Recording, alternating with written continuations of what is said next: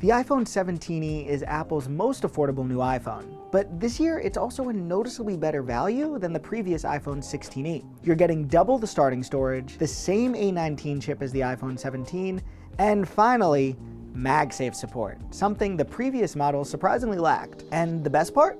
Apple kept the same starting price. So, is this now the best budget iPhone that Apple sells? I've been testing the iPhone 17e for over a week now, and here's how it's been in daily use. Let's dive in.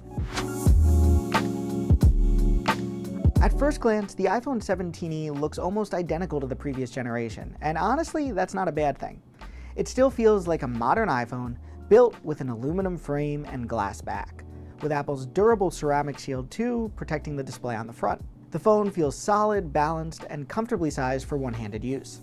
There are 3 colors this year: black, white, and a new soft pink, which is the color I've been using. It's subtle, almost blush, and depending on how the light hits it, the pink can be really soft or a bit more noticeable. I especially like how the color wraps around the aluminum sides on the iPhone 17e. On the back, you'll find a single camera sitting in a small raised lip. Compared to Apple's higher-end iPhones with larger camera bumps, the design here is clean and simple, pretty minimalistic if you ask me. But the biggest design change is actually hidden underneath the back panel. The iPhone 17e now supports full MagSafe, meaning the magnetic ring works with Apple's accessories like the MagSafe wallet, as well as a ton of third-party gear. It might sound like a small addition, but this was a major missing feature on the previous model, and its return makes the iPhone 17e feel much more like a full member of Apple's lineup.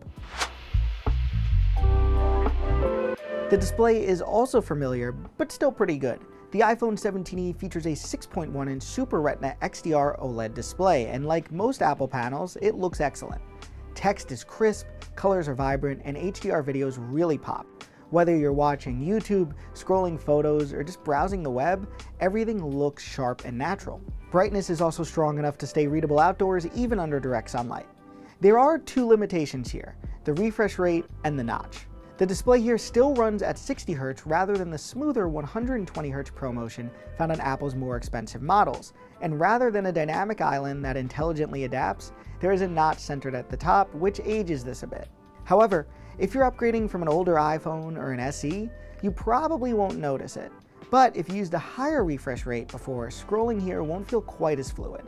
Even so, for everyday tasks like messaging, social media, watching videos, it's a sharp, reliable display that fits the price point well.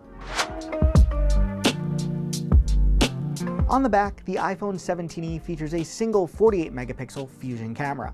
There's no ultra-wide or telephoto lens here, which is one of the trade-offs for the lower price. But Apple's computational photography does a lot of work to make that single lens versatile. Photos come out sharp with strong color and good dynamic range.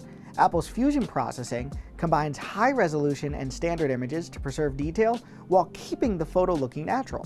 There's also a 2x crop zoom, which effectively gives you a tighter frame that I find works great for portraits.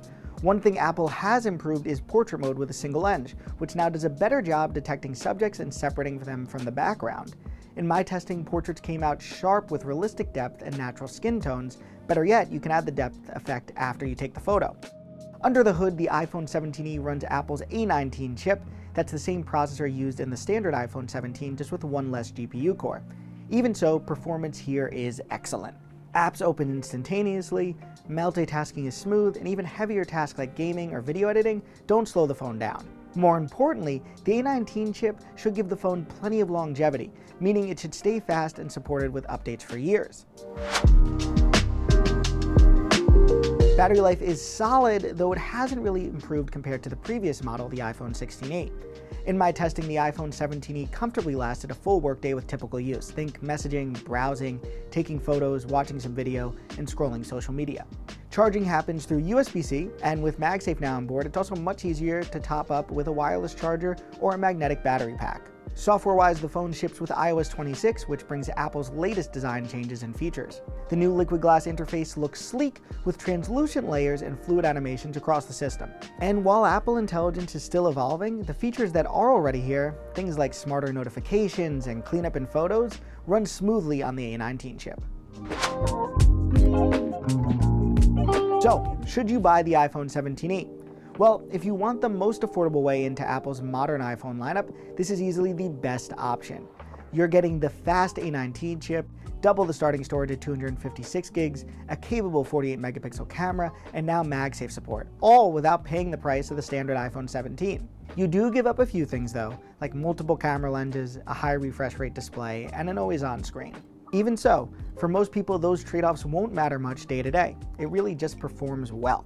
Starting at $599 or £599, the iPhone 17e comes in black, white, and soft pink with storage options up to 512 gigs. And if you simply want a reliable, fast, and well-priced iPhone, the 17e might just be the sweet spot in Apple's lineup this year.